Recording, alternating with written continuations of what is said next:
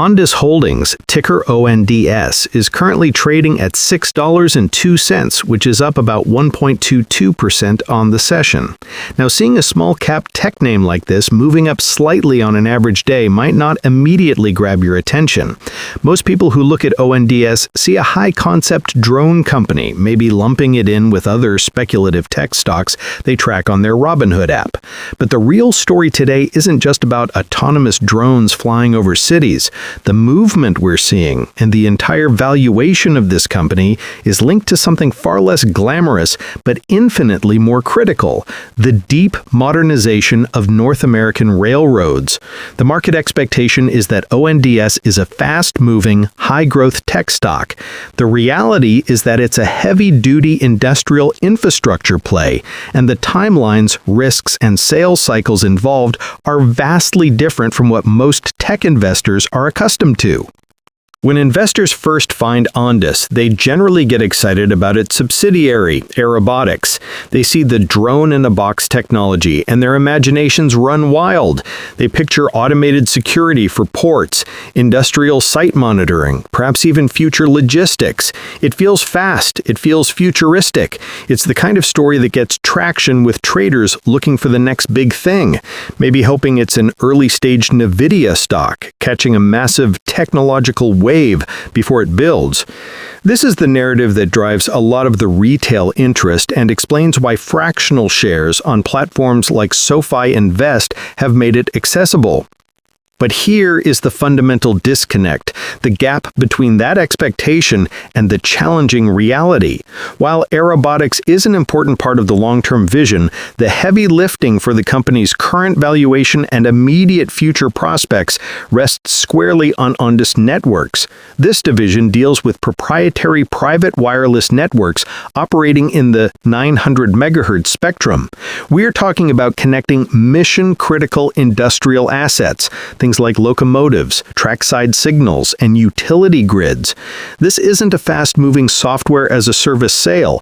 This is a slow, methodical, relationship-heavy business aimed at industries that are, to put it mildly, notoriously slow to adopt new technology.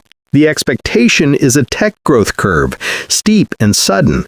The reality is an industrial adoption curve, which is slow, lumpy, and built on pilot programs and years of validation.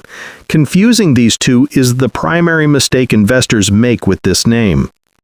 This 1.22% move today to $6.02 is actually fairly calm water for ONDS. If you've been tracking this name in your individual brokerage account or through Interactive Brokers, you know this stock can swing 10%, 15%, or even 20% in a single session on seemingly minor news or sometimes no news at all. This isn't Apple stock, where hundreds of billions in market cap and massive daily volume keep the price action relatively stable. ONDS is a small-cap stock with a relatively low float. This means the pool of available shares for trading is small, so any significant buy or sell order, whether from a small institution taking a new position or a surge of retail interest, can move the price dramatically. This is the definition of volatility, and it's a key feature of this kind of online investment. Today's trading volume is relatively average. What we as serious analysts look for are the volume spikes. If you pull up a chart on your Fidelity trading platform, look back at the last earnings announcement or a major contract press release, you will see massive volume bars indicating significant institutional repositioning. When ONDS reports its quarterly numbers, the key figure everyone scrutinizes isn't just the earnings per share, which is expected to be negative as the company is in a heavy investment phase. The critical metrics are the backlog and the pipeline. Did they successfully convert a pilot program with a Class 1 railroad into a full multi-year deployment order?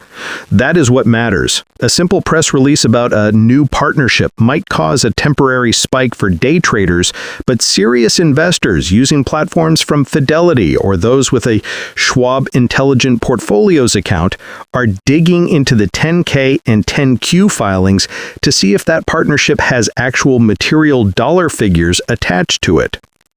Their last quarterly report was a perfect example of this expectation versus reality tension. Revenue was up significantly year over year, which strongly supports the growth narrative. That's great. But operating losses also widened. This is the classic cash burn phase of a development stage company. The market is constantly trying to decide, is this good spending, investing in R&D, expanding the sales force to land those billion-dollar railroad contracts? Or is it bad spending, high corporate overhead, inefficient operations? The immediate stock reaction was, as usual, volatile, as algorithms and active traders on platforms like the SoFi trading platform tried to price in that dichotomy. The company is funding this growth through a mix of equity and debt, and any potential investor must watch the cash position and burn rate like a hawk. Institutional activity is critical for a stock like ONDS. Retail traders on Robinhood stock trading can certainly move the price day to day, but the long-term floor and credibility are set by institutional owners. We're not talking about massive pension funds. We're talking about smaller, specialized tech or industrial hedge funds. They aren't building a core position in ONDS the same way they would buy broad market Fidelity ETFs or Fidelity mutual funds. They are making a very specific, high-risk, high-reward bet on the company's technology and its ability to penetrate the market. Their involvement provides some stability, but it's also a risk. If one of these small funds decides to exit their position, it can flood the market and crater the price. This is not a stock you set and forget in a basic investment portfolio. It demands active monitoring, something that platforms like Interactive Brokers trading tools are designed for. We also have to consider macroeconomic pressures. How does the Federal Reserve's interest rate policy affect ONDS? It hits them in two distinct ways. First, in a high interest rate environment, future growth stories become inherently less attractive.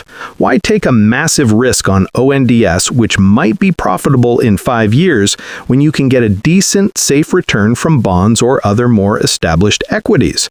This pressure compresses the valuation multiple that investors are willing to pay. Second, and perhaps more directly, ONDS's target customers, railroads, utilities, oil and gas, are all highly sensitive to the economic cycle. If a recession looks likely, their first move is to pull back on large non-essential capital expenditures. That means delaying that multi-million-dollar network upgrade, which in turn pushes Ondas's revenue projections further and further into the future. This is a crucial risk that many people new to self-investing or online investing completely overlook. They see the exciting technology, but forget to analyze the customer's budget constraints. So let's briefly clarify what Ondas Holdings actually does. It's best to think of it in two parts. First is Ondas Networks. This is the core. They provide a secure, private wireless data network based on their FullMax technology, which operates in the licensed 900 MHz spectrum.